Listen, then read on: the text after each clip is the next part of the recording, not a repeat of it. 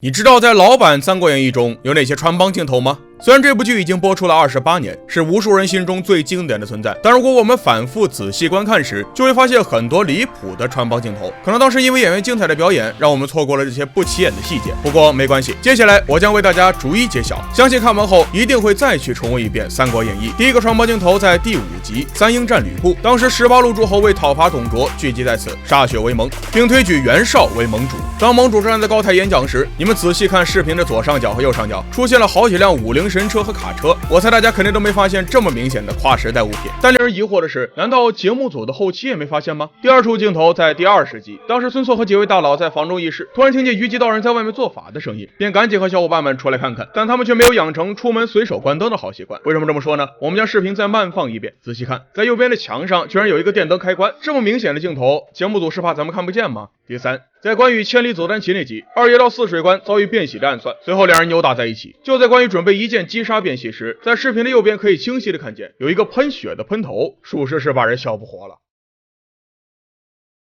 接下来还有一个穿帮镜头，关羽在杀掉变喜收剑时，他的剑根本就没有收进剑鞘里。我们再慢放看一遍。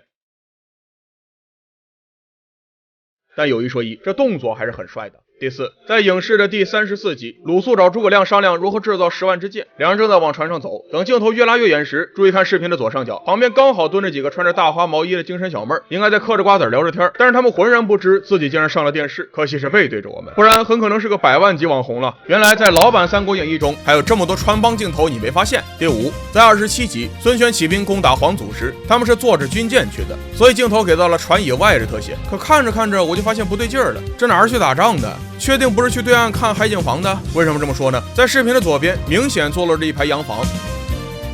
孙权出动这么多兵力，是要把这一片都给盘下来吗？第6，当曹操刺杀董卓失败后，马不停蹄地逃出城外，随后董卓下令全国抓捕。此时的曹操想混入另一座城中，于是便装作过往的商人。可能有细心的小伙伴发现了，曹操的背后出现了一排电线，如果当时不仔细看，的确很难发现。第7，在第11集开场的时候，有一队士兵排着队往城外跑，相信大家第一眼看上去觉得这也没什么问题的，但我们仔细看第1排最右边的那位小哥，裤子都破成那样了。虽说当时的剧中条件有限，但你作为整个队伍的牌面，就不能先补补再出来吗？第8个穿帮镜头出自第16集，此时部队正在行军途中，不料刮起大风，将士兵手中的旗杆吹断。此时有一个旗杆折断后掉在地上的镜头，你们仔细看断口处，旁边竟然还有一根被1万个人踩过的烟头，而且摄影师为了让我们都看得到，也是煞费苦心，故意给了特写。有感兴趣的小伙伴可以再去重温一遍哦。第9，在第13集吕布战败后，下邳城尸横遍野，但有一具尸体害怕自己的脚会绊倒正在行走的演员，于是他礼貌性的主动收脚。这个镜头如果当时不仔细看，确实很难发现，毕竟这个演员也是受过专业训练的。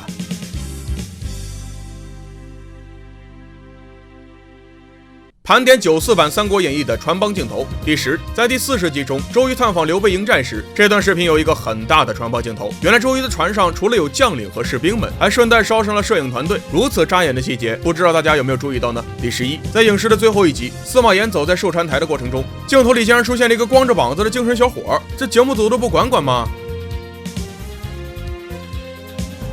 第12，在影视的第69集，姜维劫营，诸葛亮狼狈地从火堆中逃出来时，才让我们看到丞相的裙装之下居然没穿秋裤，是个光腿大汉，这是要上演光腿诱惑吗？第13个镜头在张辽劝降这段内容的穿帮镜头有点多，我们慢慢分析，看得出来这位演员的马技不太行，骑着马就往枪头上撞。然后等关羽下马时，我们可以清晰的看到关羽战马的身上是有编号的，一个大大的63数字。接下来还有就是在山坡上有具尸体，可能是因为躺太久太无聊，他就得玩一会儿插在身上的剑，这是真不怕导演扣他钱呢。最后一个穿帮镜头是第18集，当雨过天晴，等到镜头拉远时，我们仔细看视频的下方出现了一排排红砖瓦房和板房，不知道这样的镜头算不算穿帮呢？